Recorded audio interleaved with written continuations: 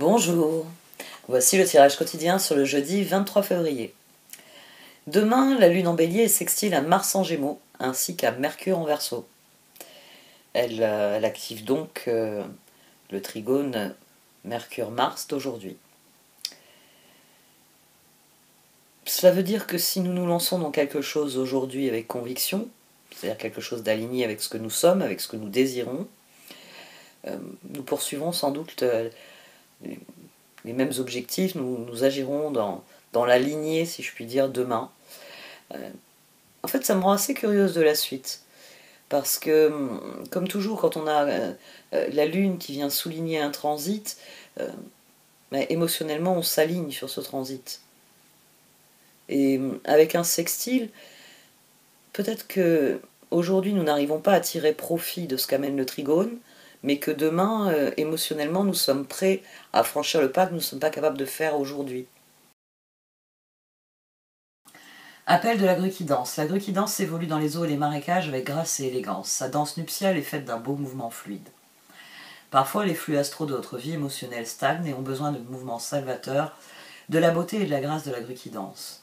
Son appel est un moyen de nous dire que le son soigne aussi. C'est particulièrement vrai quand nos pensées, croyances et modèles émotionnels ne correspondent pas à la destinée spirituelle qui nous est allouée à la naissance. Prière à l'appel de la grue qui danse. Vénérée Kuan Yin, déesse qui lance l'appel de la grue qui danse, puise votre voix, votre grâce et votre lumière, devenir plus puissante que mes doutes et mes peurs. Que votre lumière attire mon âme et que j'y abandonne ce qui ne me sert plus avec un amour inconditionnel. Que cela soit remplacé par l'inspiration de notre amour divin. Om Shanti. Magique. Bénédiction, transformation. Une bénédiction déguisée se profile à l'horizon. Gardez l'esprit et le cœur ouverts. Guérison. Une transformation positive se manifeste au niveau de votre âme. La réponse à votre question est oui. Donc demain retentit un grand oui. Et je ne sais pas si c'est parce que Vénus est en bélier, mais le cœur a décidé de prendre le contrôle de la situation. 3 arcades majeures ici, une arcade majeure, une arcade majeure. Dans la ligne du dessus, on en a 3 aussi sur cette position-là. Les cartes, elles nous conseillent... en fait, je crois que je commence un cycle où je vais parler que de ça. Elles nous conseillent de chercher des solutions créatives, de créer un schéma de rupture. On a l'impératrice, la tour, la justice, et là on a le 9 de bâton. Le 9 de bâton était au dos de cette position. Le moment est venu de passer à l'action, et toutes vos actions doivent être faites de manière créative, de manière différente, de manière innovante, inspirante. C'est votre inspiration qui doit parler. Votre inspiration parce qu'on a ici la force, le fou et l'impératrice. Donc j'ai à nouveau le 11, force, justice. Je vous rappelle que Dorine Virtue a gardé l'ancienne succession du tarot plutôt que de prendre la nouvelle du Rider White. Donc on a à nouveau la force, on a à nouveau l'impératrice et au milieu on a le fou. Tout dépend de vous.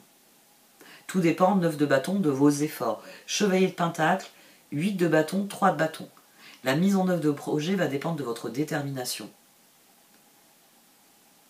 Ici, le 8 de bâton, c'est une carte d'action rapide. Ce chevalier de pentacle, il est décidé à trouver des solutions créatives, à exercer toutes ses forces. 8 et 3, 11.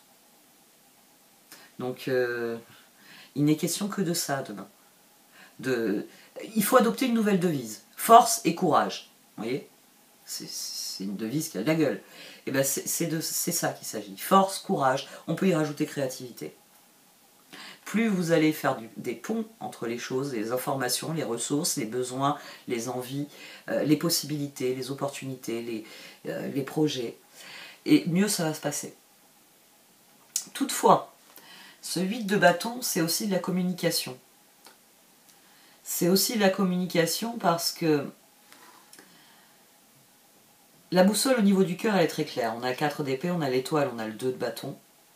Donc toute votre réflexion, quand vous voulez exercer vos forces, ici on a tempérance. Force et impératrice. 11 et 3, on a 4. Oh, on a 14, pardon. On a 4 d'épée. Donc à chaque fois que vous vous dites, qu'est-ce que je pourrais faire de différent qui donne une nouvelle dynamique, qui redynamise, qui permettent de progresser, qui permettent d'avancer, votre réflexion doit se faire en fonction de vos objectifs à long terme et de ce que vous pouvez faire concrètement pour les, approcher. Quel est le prochain pas? Mais ici, 5 de pentacle, 8 de pentacle, 2 de coupe. Alors, le 5 de pentacle, c'est un sentiment de misère. 8 de pentacle dessus, il faut travailler ce sentiment de misère. Le 2 de coupe, vient mettre de l'emphase sur le 5 de pentacle dans le sens d'isolement et d'abandon. Dans un 5 de pentacle, le sentiment de misère, vous voyez ici, il y a des... J'allais dire des écus. Il y a des pentacles au pied du personnage. Donc, 5, il a des choses. Elles ne lui suffisent pas.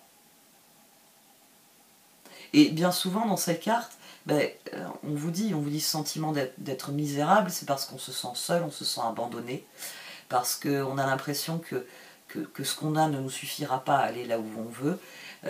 Ici, avec le 2 de coupe, il y a une énergie de réconciliation. Il y a concrètement l'idée que si, pour vos projets, vous avez besoin de quelqu'un, il va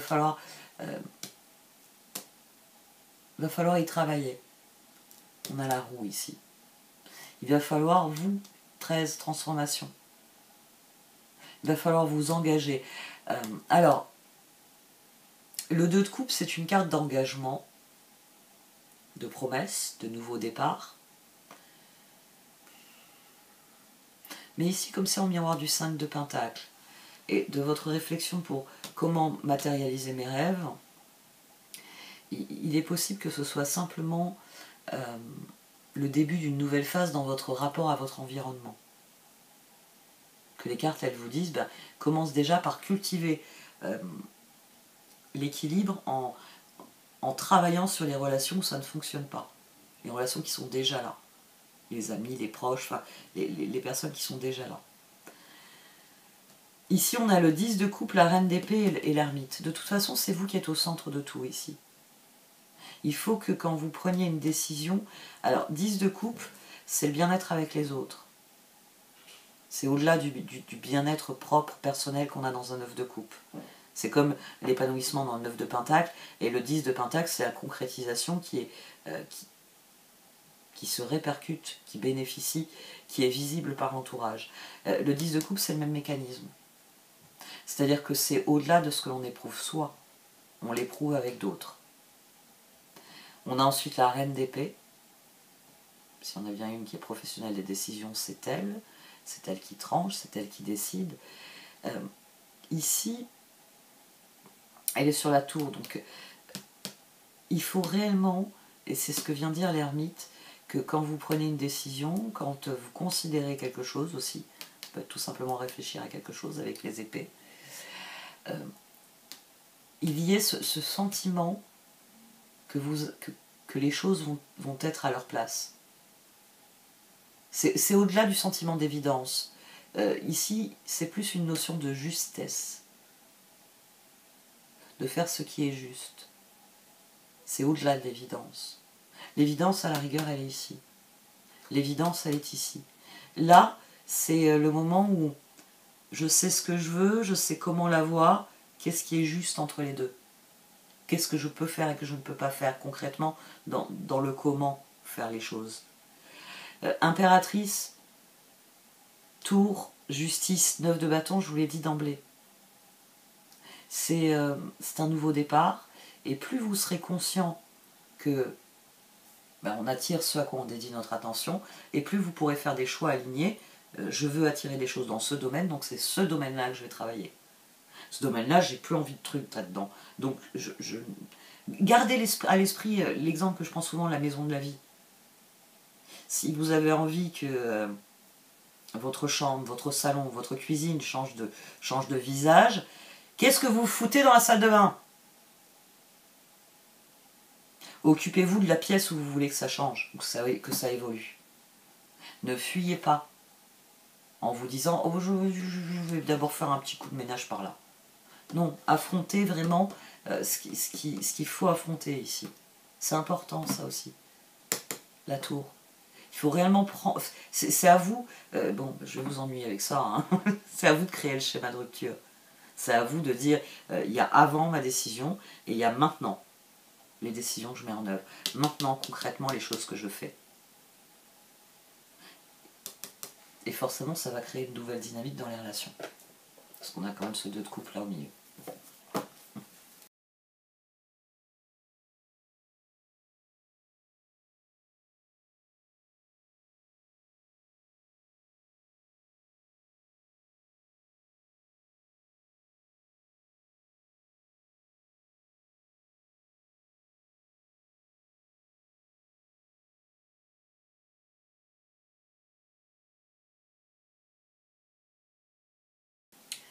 Alors les cartes confirment que des choses se concrétisent et que nous sommes enfin en paix avec le processus, avec l'appel qui retentit, avec ce qui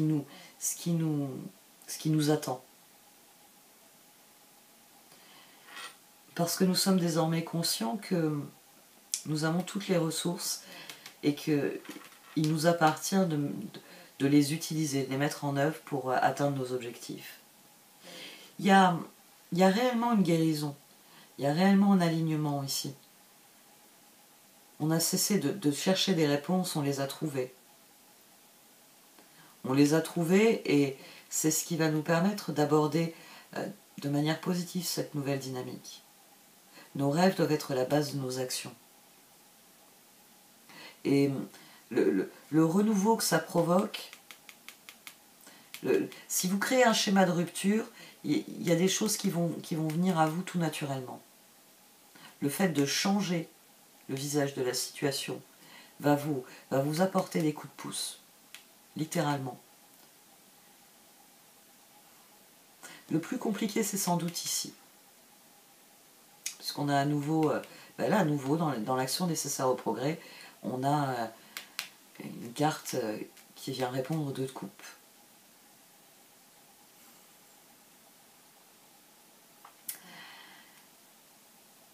Si vos projets s'inscrivent dans une dynamique de relation, si ça a un impact sur vos relations, ne vous laissez pas arrêter par vos doutes.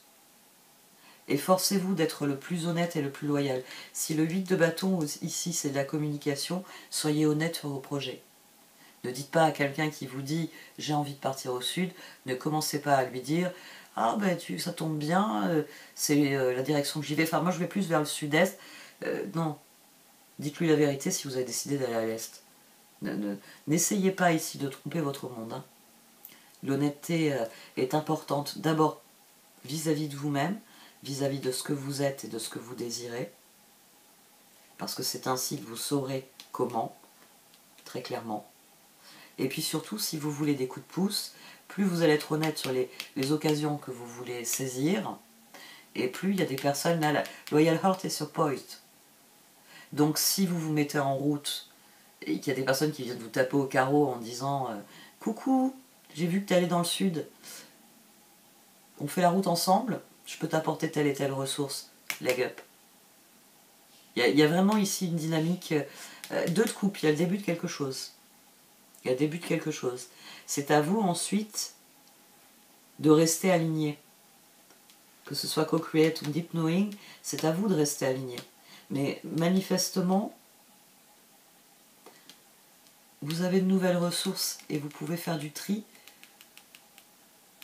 pour préparer les prochaines ressources, celles qui vont venir lorsque vous ferez mouvement.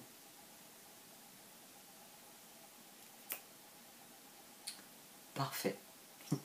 On reste dans des dynamiques qui nous disent vas-y, vas-y, go, go, go. Ça fait du bien.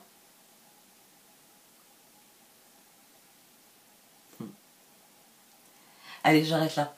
Merci de m'avoir écouté. Vous pouvez liker, commenter ou partager cette vidéo. Au revoir.